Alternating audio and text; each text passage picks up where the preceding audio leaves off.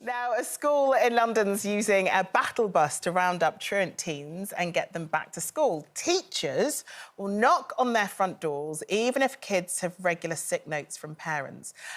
Linda, do you think that absent kids or truanting teens should be a parent's responsibility or a teacher's responsibility? I think definitely a parent's responsibility. I think the teachers have enough on their hands looking after the kids. I think especially in secondary schools and that.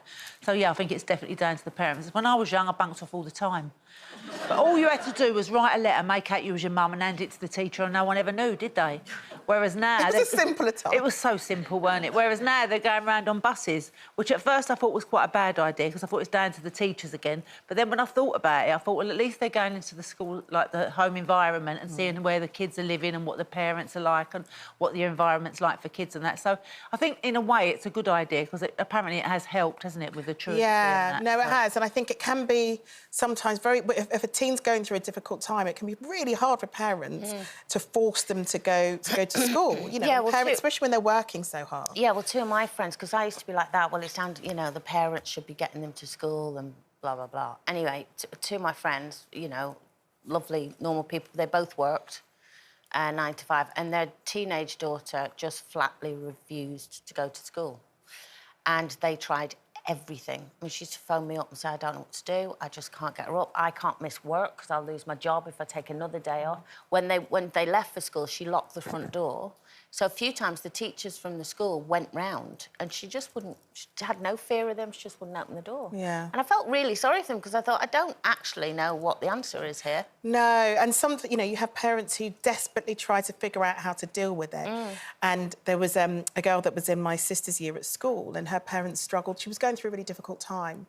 And her parents struggled to get her to go to school. And so we fostered her for a little while because my mum just sort of thought, well, with her social work background and just wanting to feel like she wanted us to help, we opened the door to her and she lived with us at our house for a little bit. And it didn't, you know, I'd love the story to end with, and then everything was fine and she started going back to school, but she did have, you know, her own problems and issues that she had to deal with. But the point was that the parents just wanted help and we were able to help her and try and ease that burden because it can be really hard. And you've done a show on it before, haven't you? Yeah, years and years ago I did a show about truancy, and I discovered that the reason why, when I made that film, oh God, it's got to be 20 years ago, the reason why a lot of teenagers don't go to school is they say, well, what's in it for me? I don't feel the lessons are appropriate to my life. What use is maths? And I kind of sympathise with that because I did Latin for 4 years and I was useless at it and it was no use to me anyway. I think schools have got to understand that the courses they offer have got to be appropriate to the life skills that children and teenagers need.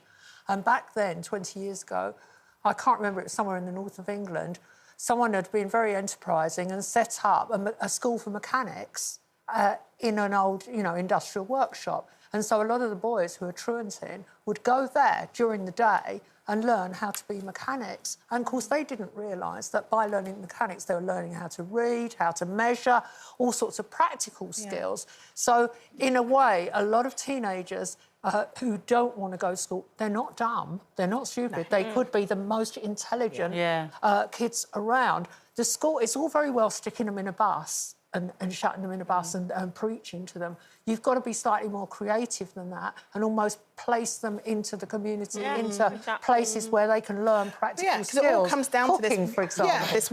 this one-size-fits-all education system. Exactly. Which isn't fit for all, and everybody learns in different ways. And, you know, when you look at the figures where dyslexia are concerned, you know, they are overrepresented in pupil referral units. Those with dyslexia are overrepresented within juvenile detention, for example.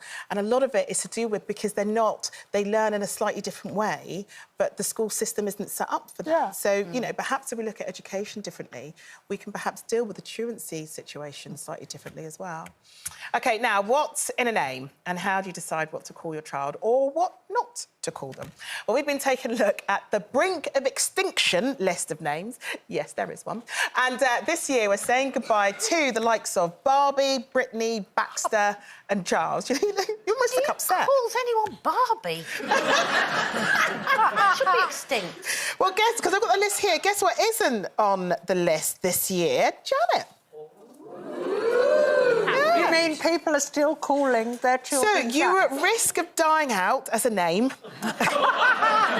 Will you stop laughing? Both Janet and Linda were both names at risk of dying out back in 2018, but they're having a bit of a revival, apparently. Oh, Really?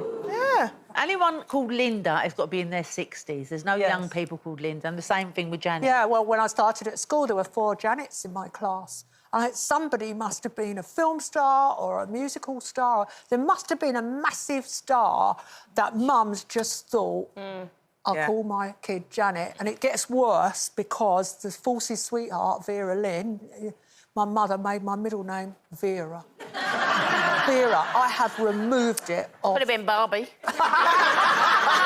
Janet Barbie. To be honest, I was named Colleen because, which was very rare over in this country, obviously very popular in Dublin, but in Ireland. But it was because I was the last child. They had 6 girls already. They wanted a boy. I had 2 brothers anyway. So when it came to me, I was the only one born in England, and they couldn't think of what to call me, and I was a girl, so they called me Colleen, which is Gaelic for girl. You sure you weren't Colin? Can I just say, Janet, I was bullied through my whole school life because people used to go, Colin's a boy's name. Oh. And I got bullied, Janet. Oh, bring on the tears. Let's see the tears. Well, so my dad wanted me to be called Denise because his name is Dennis, and Denise is my middle name.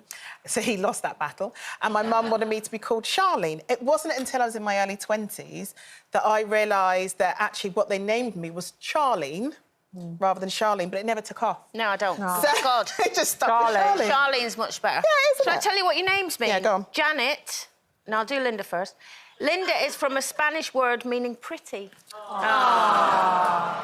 Charlene is French for free woman, free spirit, free thinker. Perfect. I mean, it's got you written all over it. Janet. Janet is a feminine given name meaning God is gracious or gift from God.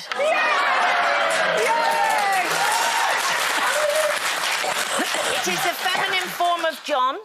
It is a particularly popular name in Scotland and is thought to have originated as a pet name for the more prevalent girl's name, Jane. Oh. Jane, Janet, yeah. Yeah. Feminine, gift from God. Are we just going to go with gift from God now? Let's Gift just from go God with will gift go, from God. yeah. Cheers, mate.